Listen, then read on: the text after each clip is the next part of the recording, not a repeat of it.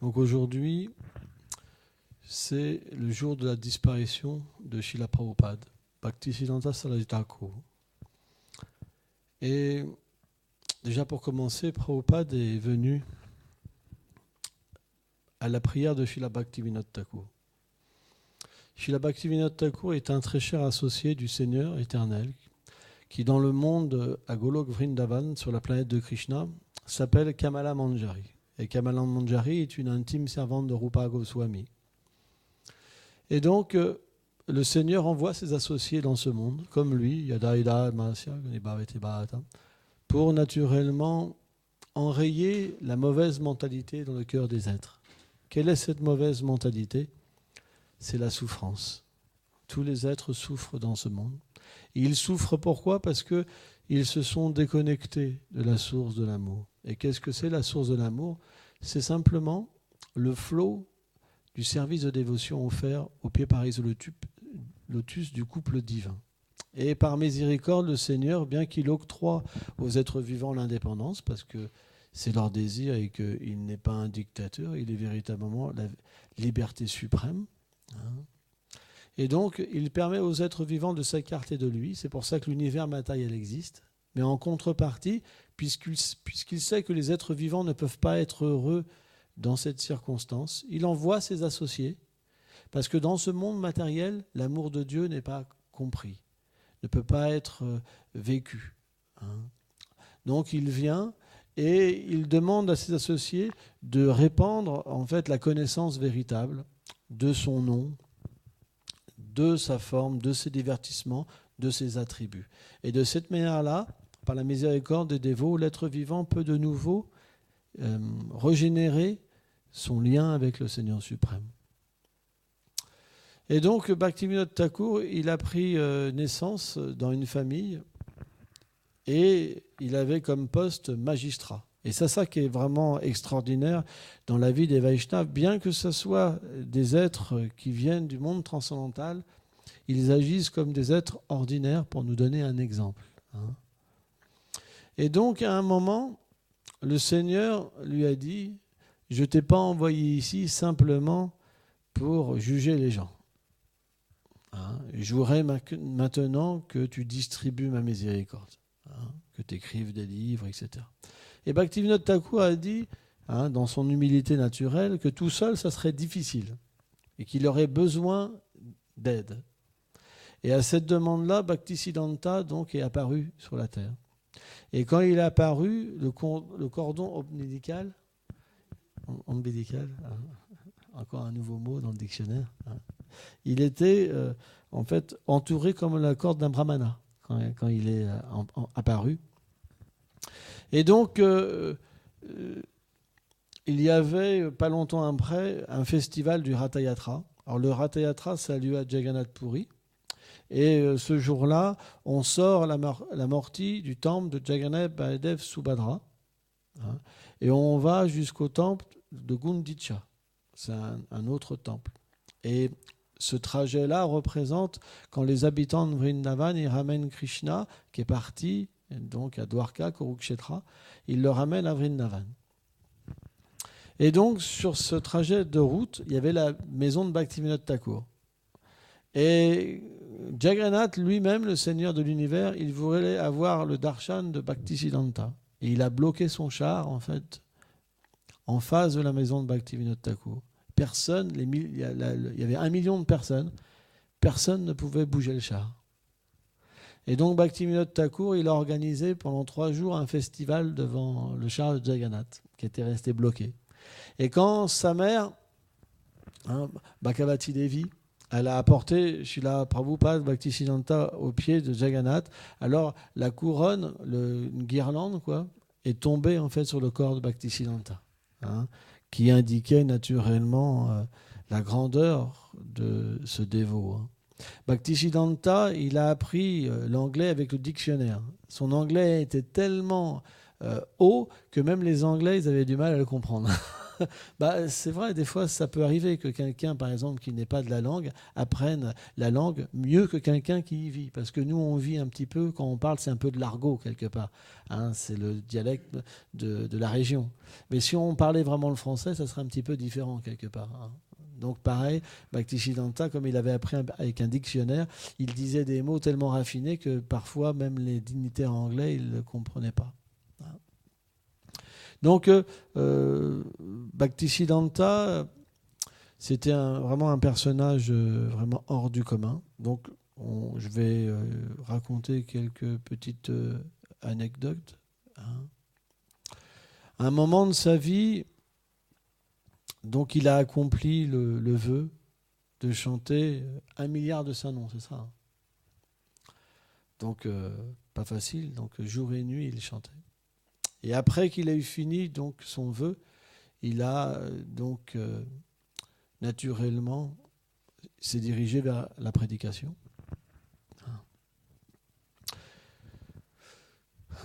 Donc je vais raconter une histoire que j'aime beaucoup, que j'aurais dû raconter avant. C'est sa rencontre avec son maître spirituel. Et puis après, je laisserai Fanny Bhushan parler. Donc, son maître spirituel s'appelait Gorkishore Das Babaji Maharaj, qui était un autre associé du Seigneur, qui est dans le monde transcendantal Guna Manjari, qui est des 8 Asta Manjari principales, donc servantes de Srimati Radharani. Et donc, Srila Gorkishore Babaji Maharaj, il était le renoncement personnifié. Hein. Il était comme Raghunath Das Goswami. Son renoncement, c'était comme un stri dans la pierre. Hein, vraiment tellement renoncé qu'il se nourrissait de boue du Gange. Hein. Il était tellement renoncé que pour ne pas avoir la compagnie des matérialistes, parce qu'il s'enfermait dans les toilettes. Hein. Pour lui, l'odeur des toilettes, et l'odeur des toilettes en Inde, c'est pas comme en France. Hein, c'était préférable que des gens attachés vraiment à la matière, quoi, et athées, quoi. Donc, il s'enfermait dans les toilettes pour pas mauvaise association. Et donc, avant ça, Srila Bhaktisiddhanta Saraswati Thakur, c'était un grand érudit, vraiment de l'astrologie. On a parlé des Brigouilles, Bhrigu Muni, hein, de l'astrologie. Un très très grand astrologue. Et il avait reçu quelque part l'initiation de Bhaktivinoda Thakur. Mais Bhaktivinoda Thakur désirait qu'il aille un autre maître spirituel. Et Bhaktisiddhanta donc a demandé à son père, et son père lui a dit Gorkishore Babaji Maharaj. C'est quelqu'un de qualifié, vraiment qualifié. Et donc Bhaktisiddhanta, il a été rencontré Gorkishore Babaji Maharaj. Et Gorkishore Babaji Maharaj, il avait décidé de ne pas prendre de disciples. Pour montrer, parce qu'il y avait beaucoup à cette époque-là de faux renonçants qui vivaient au crochet de la spiritualité, etc., et qui accomplissaient de mauvaises choses en fait au nom de la spiritualité. Il y avait beaucoup de déviations. Hein. Et donc quand il a approché Gorkishore Babaji Maharaj, donc il l'a reconnu hein, parce qu'il avait une relation avec Bhaktivinoda Thakur, donc il a reconnu Bimal Prashad parce qu'il s'appelait Bimal Prashad. Et Bimal Prashad, il lui a dit qu'il voulait recevoir l'initiation de Gorkishore Babaji Maharaj. Et Gorkishore Babaji Maharaj, il lui a dit qu'il était gêné, mais c'était le fils Bhaktivinoda Thakur. Il dit d'accord, je demanderai à Krishna, je vais demain, je reviens demain, il faut que je réfléchisse. Et donc Bhaktisiddhanta, il revient le lendemain, et donc il lui dit Gurudev, je viens prendre votre réponse. Et Gorkishore, il dit mais pourquoi tu es là? Qu'est-ce que tu fais là? Il dit je viens voir qu'est-ce que Krishna a décidé pour moi. Et il dit mais j'ai pas demandé, j'ai pas eu le temps. Tu vois. Et donc Bhaktisiddhanta, alors c'est sûr que là c'est difficile hein, parce que sans refuge d'un gourou, on considère que notre vie elle n'a pas de sens. Parce que dans le Harinam Chintamani, Haridas Thakur explique que c'est par la grâce du gourou qu'on est introduit dans les lilas de Krishna. Hein. C'est lui qui nous amène à l'Uteshvar ou l'Uteshvari, ça veut dire le chef de groupe, hein, qui nous engage éternellement dans le service divin de Radha et Krishna. C'est pas possible autrement. On ne peut pas sans ça expérimenter la condition éternelle. Et donc Bhaktisiddhanta, il a été pris par quelque chose destructeur, il pleurait, quoi. Et il est tombé au pied de Gorkishore Babaji Maharaj. Et il a dit, si vous ne m'acceptez pas, je vais me suicider, en fait. Parce que ma vie, elle n'a aucun sens. Bien que je suis un érudit, je n'ai pas de dévotion pour Krishna. Et quand Gorkishore Babaji, il a vu la sincérité de Bhaktisiddhanta et ses larmes, vraiment, et c'était vraiment ce qu'il pensait, ce qu'il disait. C'était pas du théâtre, quoi. Son cœur, il a fendu, il a changé, et il lui a dit, d'accord, je te donnerai l'initiation. Srila Bhaktisiddhanta était tellement un érudit. Un jour, Bhaktivinoda Thakur, il avait une espèce de confrontation avec les brahmanas. Il y avait en Inde, il y a beaucoup de brahmanas de caste. C'est le principe du Kali Yuga.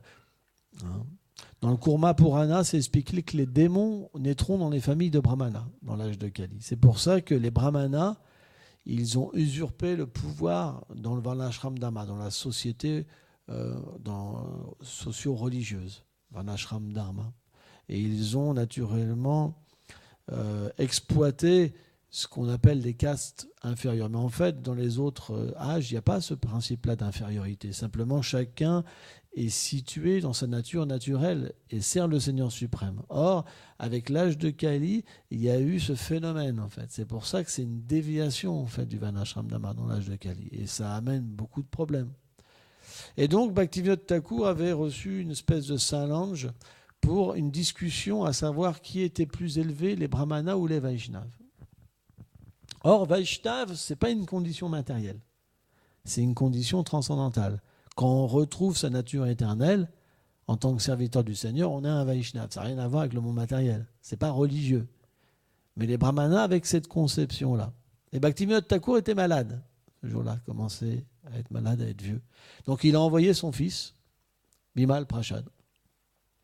Et donc, quand Bhaktivinoda Thakur n'est pas venu, certains étaient un peu déçus, d'autres étaient contents.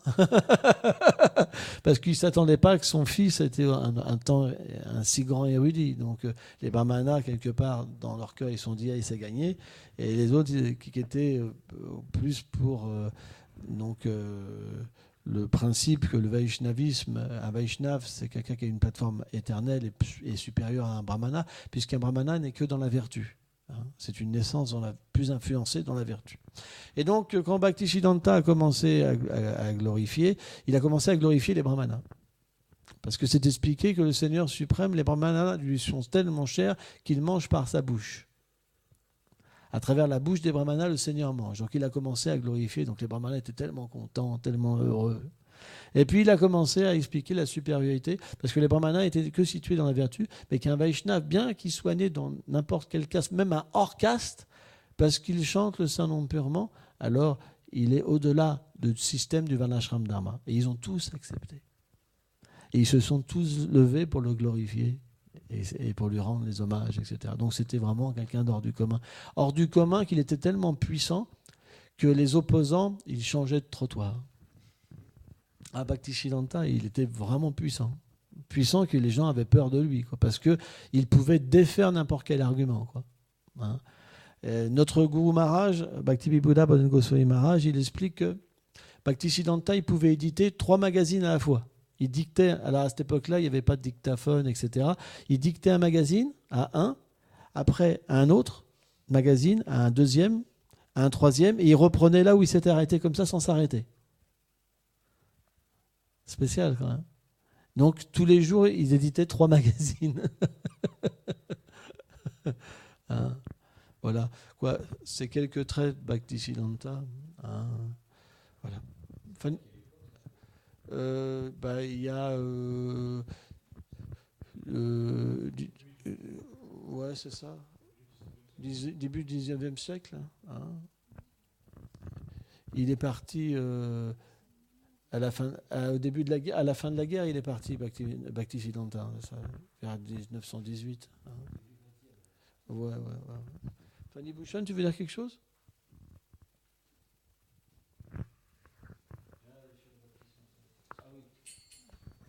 juste une bénédiction quand même, parce que ce jour-là, c'est un jour, la disparition et l'apparition, c'est des jours où on peut demander des bénédictions. Et je vais demander une bénédiction pour moi et pour les autres. La première, c'est pour moi, c'est que qu'il m'aide donc à devenir un bon disciple, quoi, et pas un tricheur.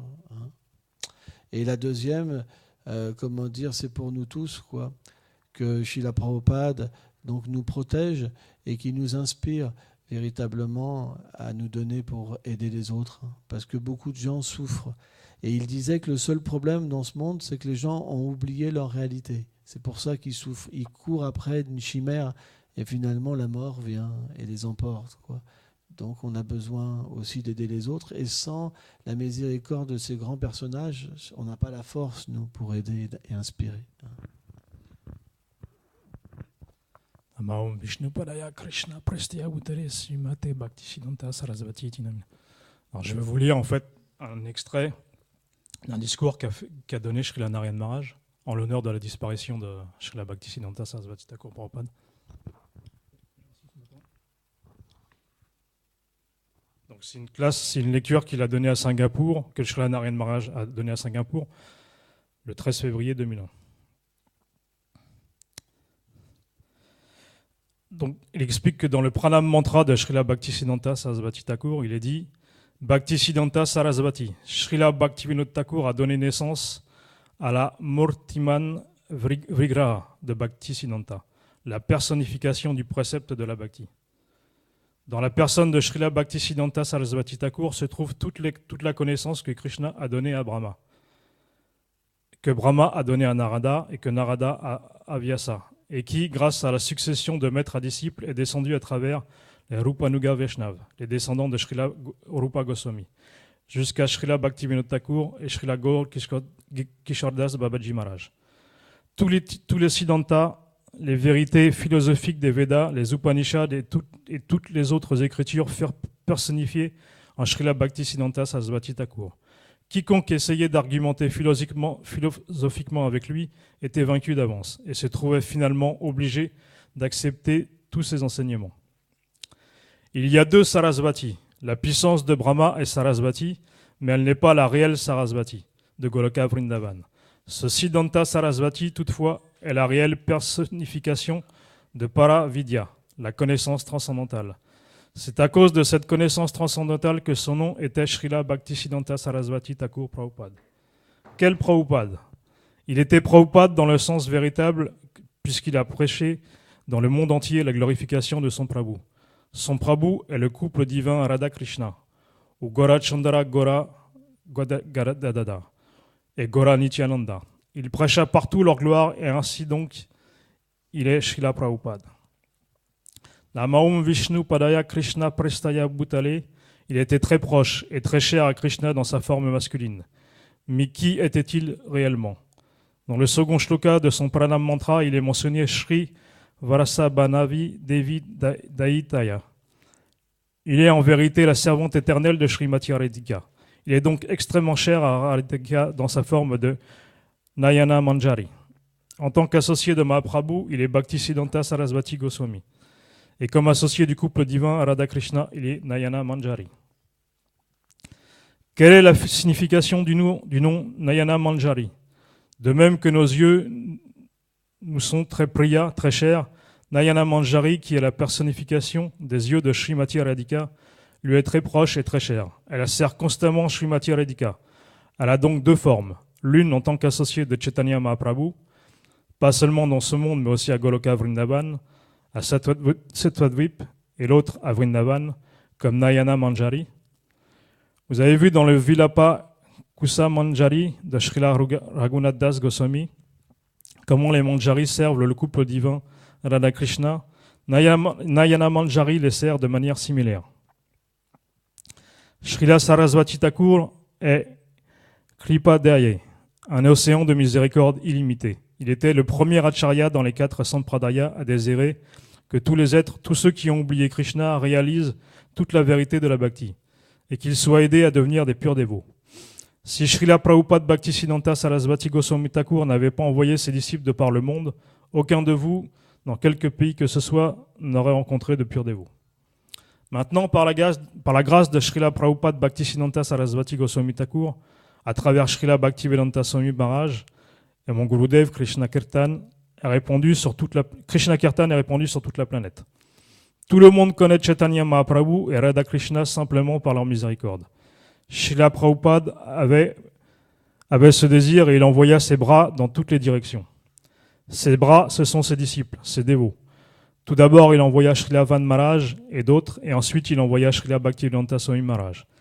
Ils sont donc comme ses bras, ils prêchèrent partout. Si vous voulez, on va arrêter là.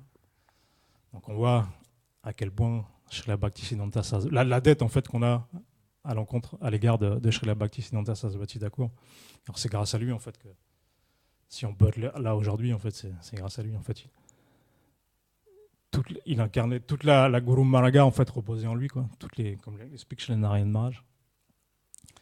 Je profite de cette occasion en fait pour sa disparition, pour prier, implorer la miséricorde de ses pieds pareils au lotus, qu'on puisse tous prendre part à cette mission de distribuer la miséricorde du Seigneur Gauranga le plus possible et devenir des instruments en fait dans la mission de Bhaktisiddhanta Sarasvati Thakur. Srila Prabhupada ki jai.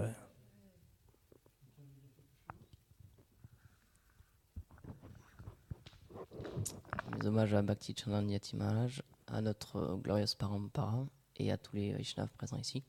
C'est juste un tout petit mot. J'avais lu une citation de lui, parce qu'on sait qu'il a produit beaucoup de livres, beaucoup de magazines. Même à une époque, il possédait 3 imprimeries différentes dans 3 villes, et il les gérait en même temps. Et en fait, il avait dit, si une simple ville, donc à son époque, arrive à produire 5 journaux, alors qu'il ne se passe pas grand-chose dans cette ville-là, on devrait pouvoir écrire un magazine toutes les secondes pour tous les événements qui se passent à Goloka Vrindavan, en fait. Voilà. Prabhupada ki jai.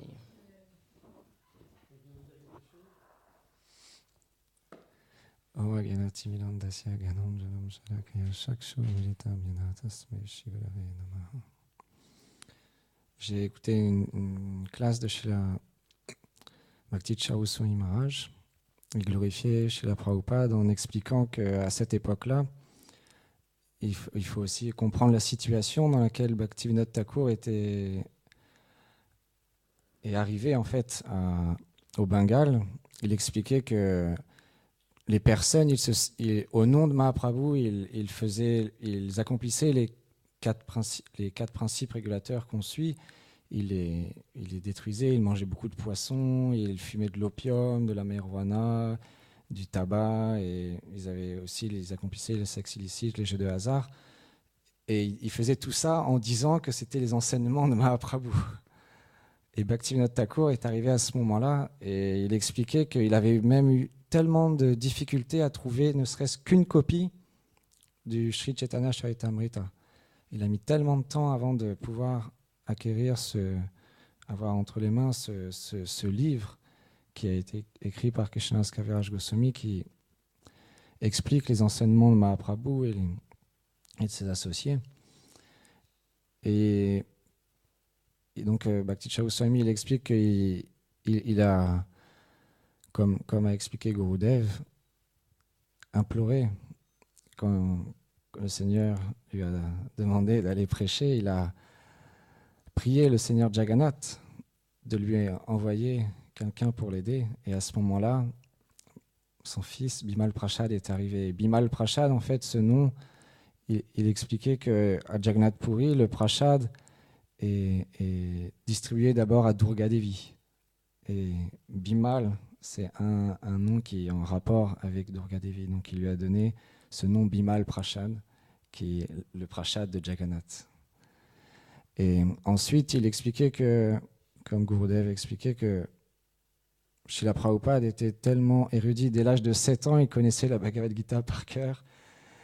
Il prêchait à tous ses amis dans son école de devenir des brahmacharis et de renoncer à toute vie matérielle et de simplement s'abandonner au Seigneur. Il a reçu, comme Gurudev l'a expliqué, de la part de Bhaktivinoda Thakur, le Gopal Mantra, Nalshinga Mantra dès son enfance. Et ensuite, plus tard, il y a une conférence qui un Vaishnava, il expliquait que un jour, il y avait un érudit qui était expert dans la philosophie et au point qu'il avait même défié des disciples de Bhaktisiddhanta, Sarasvati Thakur Prabhupada.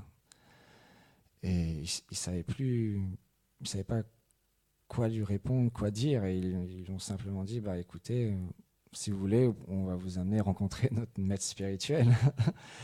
Et ils sont arrivés à Harikata, et Bhaktisiddhanta Sarasvati Thakur Prabhupada, il parlait que de Vrajkatha, des divertissements du Seigneur, et de temps en temps, cet érudit, il levait la main pour poser une question. Bhaktisiddhanta dit, reste assis, écoute, tu poseras ta question après. Et puis il continuait à parler.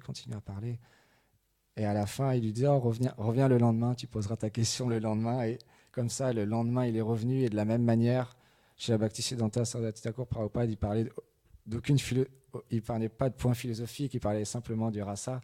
Et ça a agi dans son cœur, comme expliquait Gurudev, c'est un tel grand Vaishnava qui a fait qu'à un moment donné, il a simplement arrêté de vouloir poser des questions, et il a dit, tout ce que vous dites, ça a un sens tellement profond, tellement enrichissant, et il s'est abandonné, il est devenu un disciple de Bhaktisiddhanta. Et on lisait tout à l'heure le merveilleux chant qu'a écrit Srila Bhakti Lakshak Shriladev Goswami Maharaj. Il était comme un lion quand il parlait du Seigneur, il rugissait comme un lion puissant. Donc les gloires de Bhaktisiddhanta sont illimitées. J'écoutais beaucoup de classes de Bodhidharma Maharaj qui, à travers son grand-père, a reçu beaucoup d'associations de Bhaktisiddhanta dès son enfance. Dès qu'il arrivait, il voyait son grand-père avec ses frères, il leur disait de s'asseoir, et il lisait le magazine en entier devant son grand-père. Dès qu'il le voyait, c'était la première chose qu'il demandait, de lire en entier les magazines de Bhaktisiddhanta. Il racontait un divertissement où un jour il était à Navadvip, et c'était le festival de Jamastami qui durait plusieurs jours. Et à un moment donné, un soir, les dévots, ils sont arrivés dans la chambre de Bhaktisiddhanta qui était en train de chanter, et ils lui ont dit, on n'a plus aucun engrais pour cuisiner, ingrédients. Moi aussi j'ai un dictionnaire ingrédients.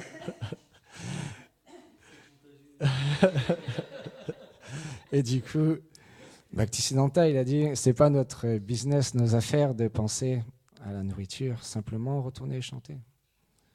Et c'est ce qu'ils ont fait. Et le grand-père de Srila Bodhidharma Maharaj était présent, et il était impatient de voir ce qui allait se passer. Il s'est placé à l'entrée du temple pour voir qu'est-ce qui allait arriver. Et en fait, quelques temps plus tard, il y a une grande charrette qui est arrivée, qui s'est mise au milieu du temple, et ils ont pu continuer le festival.